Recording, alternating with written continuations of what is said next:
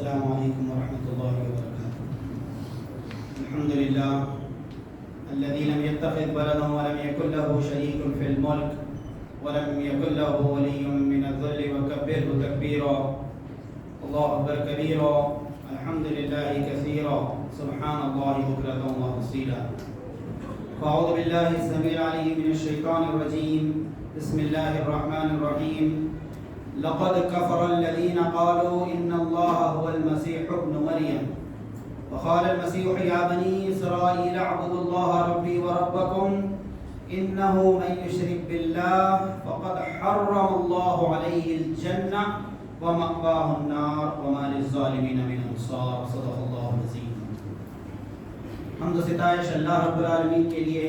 ہم سب اللہ کی بڑائی، اس کی بزرگی، اس کی عظمت کا بیان کرتے ہیں. درود و سلام و اللہ کے آخری رسول حضرت سیدنا محمد مصطفیٰ صلی اللہ علیہ وسلم پر، جنہیں اللہ تعالیٰ نے قیامت تک آنے والے سارے انسانوں کے لیے آخری نبی بنا کر، رحمت للعالمین بنا کر، سارے انسانوں کے لیے ایک رول ماڈل اور اسوہ حسنہ کے ساتھ روانہ فرمایا. What Quran says about Jesus. قرآن مجید حضرت عیسیٰ علیہ السلام کے بارے میں کیا کہتا ہے؟ اس عنوان پر کچھ باتیں گزشتہ جمعہ آپ کے سامنے رکھی گئی تھی. اسی کے تسلسل، اسی کے کنٹینیوشن میں کچھ اور باتیں آپ کے سامنے آج رکھی جاتی ہیں. قرآن مجید میں اللہ تبارک و تعالیٰ نے کئی پیغمبروں کا تفصیل کے ساتھ ذکر فرمایا ہے. سب سے زیادہ نام لیا گیا قرآن مجید میں حضرت موسیٰ علیہ السلام کا. بہت تفصیل کے ساتھ ان کے واقعات بیان کیے گئے ہیں، بالخصوص سورہ نمل اور سورہ قصص کے اندر. اسی طرح حضرت عیسیٰ علیہ السلام کا ذکر قرآن مجید کی 4 سورتوں میں بہت تفصیل کے ساتھ ہم کو ملتا ہے. سورہ آل عمران، سورہ نساء، سورہ مائدہ اور پھر 16ویں پارے میں سورہ مریم. اس کے علاوہ اور بھی کئی صورتوں کے اندر الگ الگ پہلو، مختلف قسم کے ایسپیکٹ حضرت عیسیٰ علیہ السلام کی زندگی کے بیان کیے گئے ہیں. قرآن مجید میں 26 مقامات ایسے ہیں جہاں پر عیسیٰ کا لفظ استعمال کیا. اللہ تبارک و تعالیٰ نے عیسیٰ کا لفظ، یہ حضرت عیسیٰ علیہ السلام کے لیے 23 مقامات پر ابن مریم کا لفظ اللہ تبارک و تعالیٰ نے استعمال کیا، اور 11 مقامات پر مسیح کا لفظ استعمال کیا حضرت عیسیٰ علیہ السلام کے لیے. اور ایک مقام پر قال انی عبد اللہ آتانی الکتاب وجعلنی نبیا. عبداللہ کا لفظ یعنی اللہ کا بندہ، یہ لفظ بھی اللہ تبارک و تعالیٰ نے استعمال کیا ہے. حضرت عیسیٰ علیہ السلام جو حضرت مریم کے بدن سے اس دنیا میں تشریف لائے تھے، اور اس موقع پر جو حالات فلسطین کے روشنم کے ہوئے، وہ ساری باتیں تفصیل کے ساتھ آپ کے سامنے رکھی گئی تھی. یہودیوں نے جب حضرت عیسیٰ علیہ السلام کی پیدائش کے بارے میں اور ان کے والد کے نام کے بارے میں اور ان کے خلاف عادت اور پھر یہ کہ جو معمول ہے اس کے خلاف پیدا ہونے کے مسئلے پر ایک بہت بڑا ایشو کھڑا کیا، تو حضرت بی بی مریم علیہ السلام فلسطین سے ہجرت کر کے مصر تشریف لے گئیں. اس وقت حضرت عیسیٰ علیہ السلام کی عمر مبارک 7 سال تھی، اور کچھ عرصے تک آپ نے مصر میں، ایجپٹ میں قیام کیا. اور پھر اس کے بعد جب حضرت عیسیٰ علیہ السلام کی عمر مبارک 13 سال کی ہوئی، 13 ایئرس کی، تب حضرت مریم اپنے بیٹے کو لے کر واپس فلسطین یا بیت المقدس کے قریب تشریف لائیں. اور پھر اس کے بعد حضرت عیسیٰ علیہ السلام پر اللہ تبارک و تعالیٰ نے انجیل مقدس کا نزول فرمایا. وَآتَيْنَاهُ الْإِنْجِيلَ فِيهِ هُدًى وَنُورٌ. قرآن مجید کہتا ہے کہ ہم نے حضرت عیسیٰ علیہ السلام کو انجیل عطا کی، اور اس کے اندر ہدایت بھی اور روشنی بھی. وَمُصَدِّقًا لِمَا بَيْنَ يَدَيَّ مِنَ التَّوْرَاةِ. اور اس سے پہلے جو حضرت موسیٰ علیہ السلام کو کتاب دی گئی تھی توریت، اس کی تصدیق کرنے والی یہ کتاب، یعنی انجیل مقدس، جس کا نام عیسائیوں نے بائبل رکھ دیا. اس کے بارے میں قرآن مجید کہتا ہے کہ وہ مصدقا لما بین یدیہ من التوراۃ، کہ حضرت موسیٰ علیہ السلام نے تورات کے اندر جو تعلیمات پیش کی تھیں اس کو کنفرم کرنے والی، اس کو ریکگنائز کرنے والی، اس کی تصدیق کرنے والی یہ کتاب انجیل مقدس حضرت عیسیٰ علیہ السلام کو دی گئی. اللہ تبارک و تعالیٰ نے حضرت عیسیٰ علیہ السلام کو 6 قسم کے معجزات عطا کیے. اور جب بھی معجزے کی بات آتی ہے، میراکل کی بات آتی ہے، ہندی میں چمتکار اسے کہتے ہیں، ایک ایسا سپر نیچرل اور میٹا فزیکل قسم کا واقعہ کہ جو عام لاز آف نیچر سے ہٹ کر ہوتا ہے، کہ جس کی وہ عام قوانین سے تشریح نہیں کی جا سکتی، یہ تھوڑا سا میٹا فزیکل قسم کا ہوتا ہے. تو اس معاملے میں اللہ تبارک و تعالیٰ نے پیغمبروں کو اپنے وقت کے مطابق، جس وقت جس ملک کے اندر جو ماحول رہا ہے اس کے مطابق اللہ تبارک و تعالیٰ نے معجزات عطا کیے تھے. جیسے حضرت موسیٰ علیہ السلام، اس زمانے میں جادوگری کا بہت زور تھا اور گلی گلی جادوگر پائے جاتے تھے، اور میجک اور مختلف قسم کے جادو اور اس کا فن سیکھنا، اور لوگوں کو قرآن مجید کے بیان کے مطابق اصل چیز کے اندر کوئی تبدیلی نہیں ہوتی تھی، شے اپنی جگہ برقرار رہتی تھی، کوئی سبسٹنس اپنی اوریجنل پوزیشن کو چینج نہیں کرتا تھا، بلکہ سحروا اعین الناس، قرآن مجید کہتا ہے لوگوں کی آنکھوں پر اثر کر دیتے تھے، لوگوں کے ویژن اور ویزیبلٹی میں فرق لاتے تھے، اور لوگوں کی آنکھوں پر اس طرح جادو کرتے تھے کہ لوگ کسی چیز کو اس کے بجائے متبادل یا کچھ اور چیز سمجھنے لگتے تھے. یہ حضرت موسیٰ علیہ السلام کے دور میں جادوگری کا زور تھا. اللہ تبارک و تعالیٰ نے کیسا معجزہ عطا کیا کہ انہوں نے لاٹھی پھینکی اور وہ سانپ بن گیا اور دوڑنے لگا.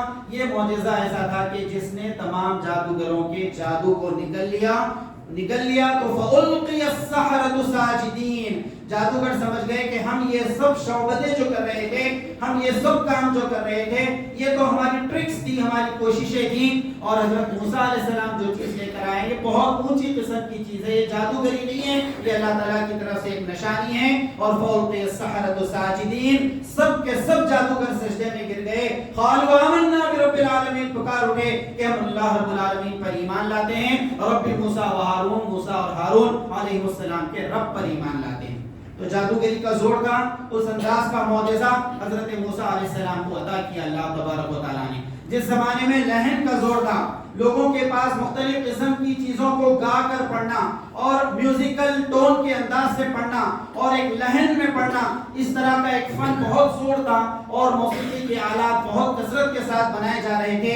اللہ تعالیٰ نے حضرت داؤد علیہ السلام کو لہن داؤدی عطا کیا تھا، اور جب وہ حضرت داؤد علیہ السلام اللہ کی آیات کی تلاوت کرتے تھے تو لوگ اس طرح مبہوت ہو جاتے تھے، اس طرح اسٹنڈ ہو جاتے تھے کہ پرندے آ کر ان کے سروں پر یہ سمجھ کر بیٹھ جاتے تھے کہ یہ انسان نہیں ہے بلکہ اسٹیچو ہے، مجسمے ہیں، اور اس طرح بے خود ہو کر، بے سود ہو کر حضرت داؤد علیہ السلام کے لہن کو سنتے تھے. اسی طرح حضرت عیسیٰ علیہ السلام کو اللہ تبارک و تعالیٰ نے 6 بڑے معجزے عطا کیے. اور یہ وہ دور تھا جبکہ یونان جو گریس کا کہلاتا تھا، وہاں پر میڈیکل سائنسز بہت ترقی کر رہی تھی، اور یہ کہ سرجری اور اس طرح کی چیزوں کے اندر لوگ بہت آگے بڑھ رہے تھے، بہت تحقیق کر رہے تھے. تو اس زمانے میں جبکہ میڈیکل سائنسز کا بہت زور تھا، ایسے معجزات حضرت عیسیٰ علیہ السلام کو عطا کیے اللہ تبارک و تعالیٰ نے، جو اس سے متعلق تھے، اس سے کسی نہ کسی طرح کنیکٹڈ تھے. پہلا معجزہ عطا کیا تھا کہ آغوش مادر میں انہوں نے گفتگو کی، یعنی بالکل نیو بورن بیبی جسے کہتے ہیں، انہوں نے حضرت عیسیٰ علیہ السلام نے اپنی قوم کے لوگوں سے گفتگو کی اپنی ماں کے گود میں رہتے ہوئے.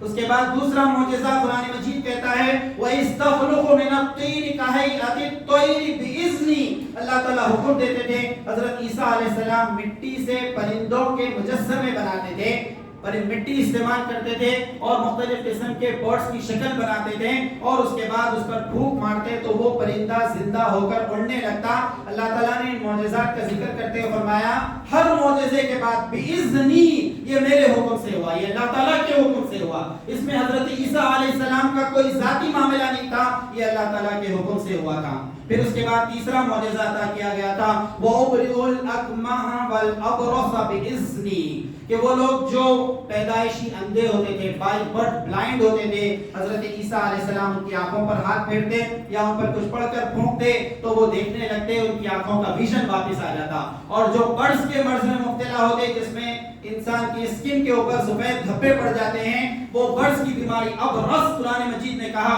وَأُبْرِئُ الْأَكْمَحَ وَالْأَبْرَصَ، وہ لوگ جو برڈز کے مرض میں مبتلا تھے، بعض لوگوں نے اس کا ترجمہ کوڑ کیا ہے. اور پھر یہ کہ جو پیدائشی اندھے ہوتے تھے، نابینا ہوتے تھے، حضرت عیسیٰ علیہ السلام ان کی بینائی کو واپس کرتے تھے بِإِذْنِي، یہ اللہ تعالیٰ کے حکم سے. وَإِسْتُخْرِجُ الْمَوْتَى بِإِذْنِي، اور پھر یہ کہ ایک آدمی جو مر جاتا اس کے قریب جا کر حضرت عیسیٰ علیہ السلام یہ فرماتے قُمْ بِإِذْنِ اللَّهِ، اٹھ کھڑے ہو اللہ کے حکم سے، تو وہ مردہ دوبارہ زندہ ہوتا. پھر فرمایا بِإِذْنِي، یہ سب ہمارے حکم سے ہوتا تھا. اور پھر اس کے بعد وَأُنَبِّئُكُم بِمَا تَأْكُلُونَ وما تدخرون فی بیوتکم. حضرت عیسیٰ علیہ السلام کے پاس لوگ آتے تو وہ آنے کے چند ہی منٹ کے اندر، چند ہی سیکنڈز کے اندر بتا دیتے کہ تم اپنے گھر سے یہ اور یہ کھانا کھا کر آ رہے ہو، تمہارے گھر کا یہ مینو تھا، تم یہ کھانا کھا کر آ رہے ہو اور کل کے لیے تم نے یہ تیاری کر رکھی ہے. تو یہ بات حضرت عیسیٰ علیہ السلام اپنے ماننے والوں کو بتاتے تھے. یہ اللہ تبارک و تعالیٰ کی طرف سے علم انہیں عطا کیا جاتا تھا. وَأُنَبِّئُكُم بِمَا تَأْكُلُونَ وَمَا تَدَّخِرُونَ فِي بُيُوتِكُم.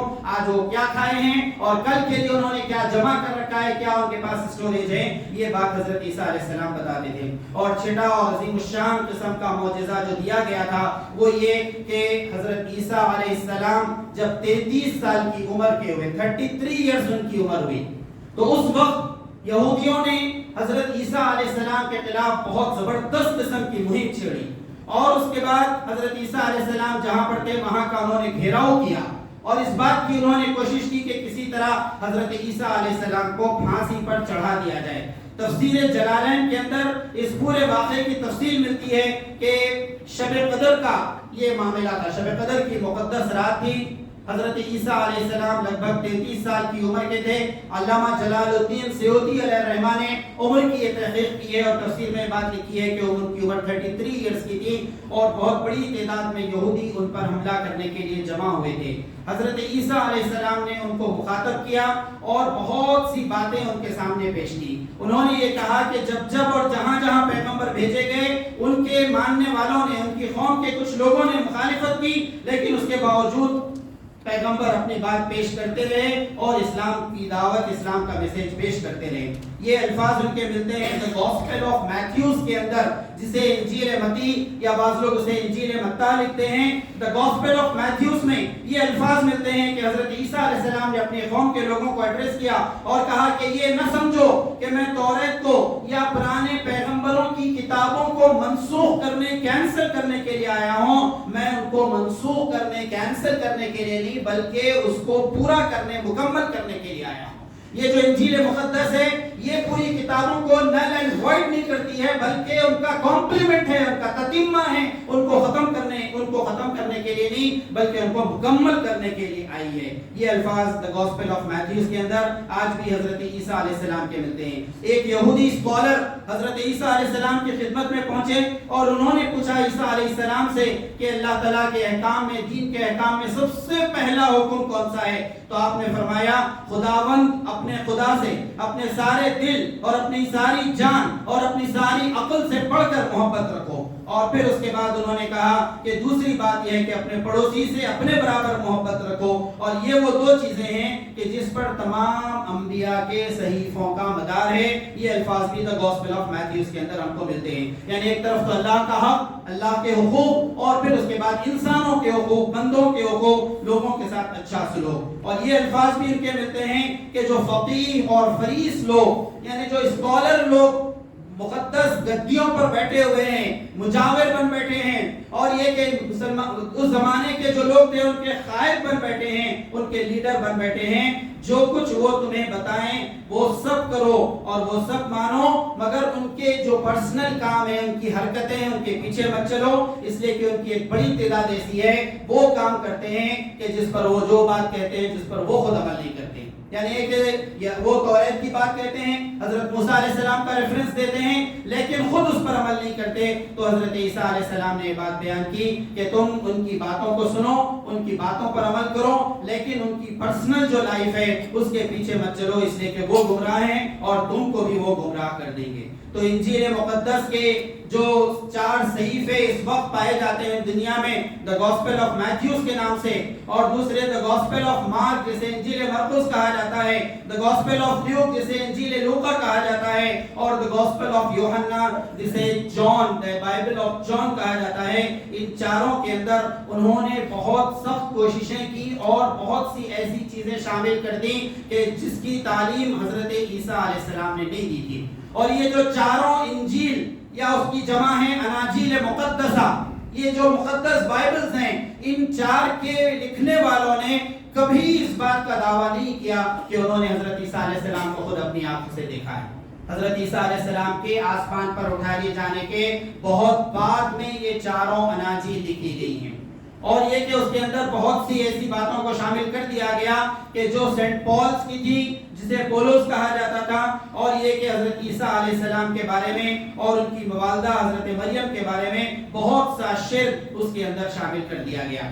حضرت عیسیٰ علیہ السلام کے جو انصاری تھے، جو نصارہ تھے، جو مددگار تھے، اس میں ایک تھے برناباس، ان کی انجیل برناباس، جس پر عیسائی بہت غصے میں آتے ہیں، اور آج بھی اگر وہ کرسچنز کے ہاتھ لگ جائے، The Bible of Barnabas، اس کا اردو ترجمہ بھی موجود ہے، اگر آج بھی ان کے ہاتھوں لگ جائے تو ان کی آنکھیں کھل جاتی ہیں اور اس کے اندر توحید کا خالص پیغام موجود ہے۔ قرآن مجید نے یہی بات حضرت عیسیٰ علیہ السلام کے بارے میں کہی، وَلَا تَقُولُوا ثَلَاثَةٌ، تم یہ مت کہو کہ خدا تمہارے تین ہیں، تم نے خود سے گھڑ لیا ہے۔ اور فلسفی اور لاجک، یہ جو دو علوم، یہ دو برانچز آف نالج جب ترقی کر کے عیسائیوں کے اندر پھیلے تو انہوں نے اس فلسفے کا نہایت غلط استعمال کیا، اور اس کے بعد عجیب سا تفصیلہ نکالا کہ ایک خدا ہے اور ایک خدا کے ساتھ تین خدائیاں ملی ہوئی ہیں، اور تین میں کا ایک اور ایک میں کا تین، the Trinity، the concept of Trinity انہوں نے پیش کیا۔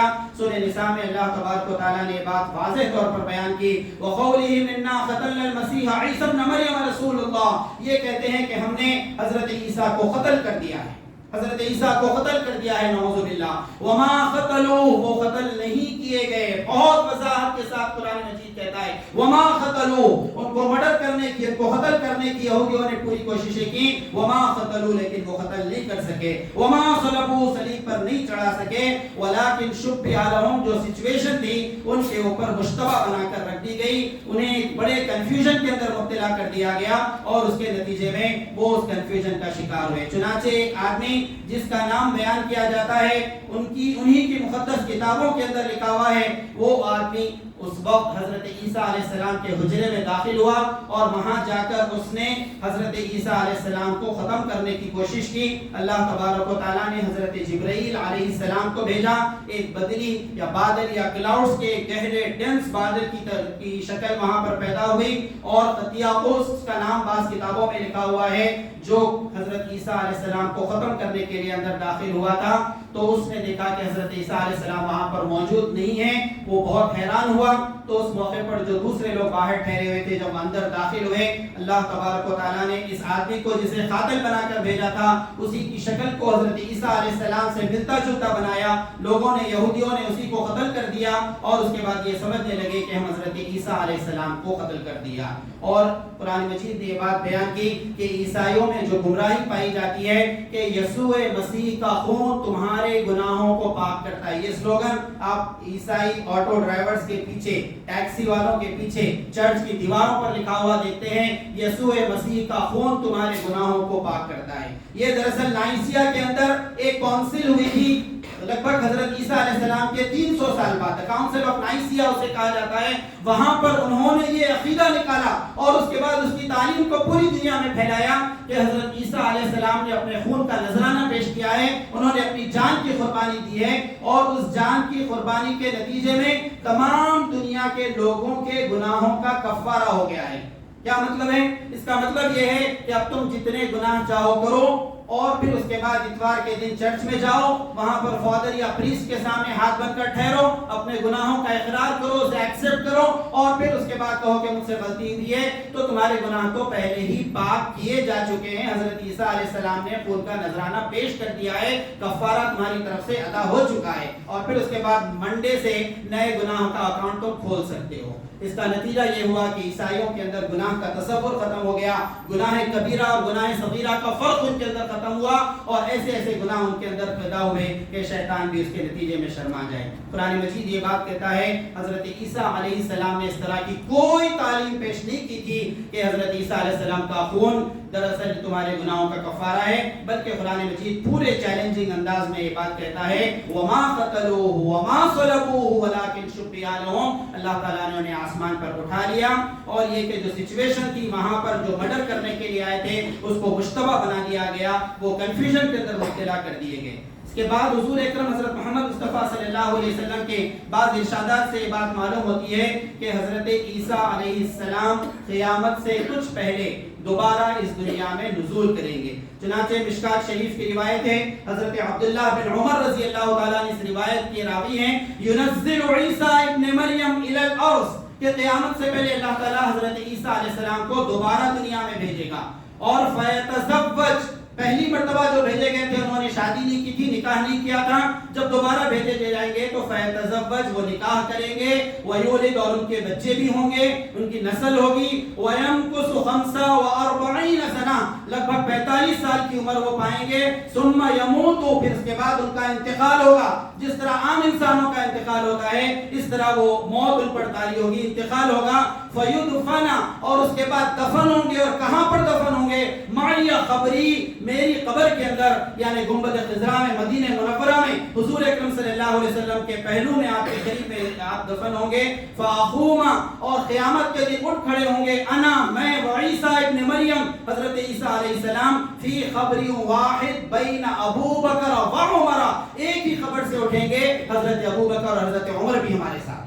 تو آج گنبد خضرا کے اندر، مدینہ منورہ کے اندر حضور اکرم صلی اللہ علیہ وسلم اور اس کے بعد حضرت ابو بکر اور حضرت عمر بن خطاب رضی اللہ تعالیٰ عنہ کی قبر مبارک موجود ہے. ابو داؤد شریف کی ایک روایت سے بات معلوم ہوتی ہے کہ حضرت حسن رضی اللہ تعالیٰ عنہ جب اس دنیا سے رخصت ہوئے تو لوگوں نے حضرت عائشہ سے اجازت طلب کی کہ انہیں حضور اکرم صلی اللہ علیہ وسلم کے بازو پہلو میں دفن کر دیا جائے. حضرت عائشہ راضی بھی ہو گئی، بنو امیہ رکاوٹ بنے، اس لیے وہاں پر ان کی تدفین نہیں ہو سکی. عبد الرحمن بن عوف رضی اللہ تعالیٰ جو عشرہ مبشرہ میں ہیں، 10 وہ کمپینینز آف پروفٹ جنہیں اس دنیا میں جنت کی بشارت دے دی نبی کریم صلی اللہ علیہ وسلم نے کہ یہ اور یہ لوگ جنتی ہیں، ان 10 لوگوں میں سے حضرت عبد الرحمن بن عوف رضی اللہ تعالیٰ نے، ان کا جب انتقال ہوا، لوگ حضرت عائشہ کے پاس پہنچے اور اجازت طلب کی کہ ایک جگہ جو خالی ہے گنبد خضرا میں وہاں پر تدفین کی جائے. انہوں نے اجازت دے دی، لیکن پھر کچھ حالات ایسے پیدا ہوئے کہ انہیں وہاں پر دفن نہیں کیا جا سکا. حضرت عائشہ صدیقہ رضی اللہ تعالیٰ جب بیمار پڑی تو خود اپنے لیے انہوں نے اس جگہ کا انتخاب نہیں کیا.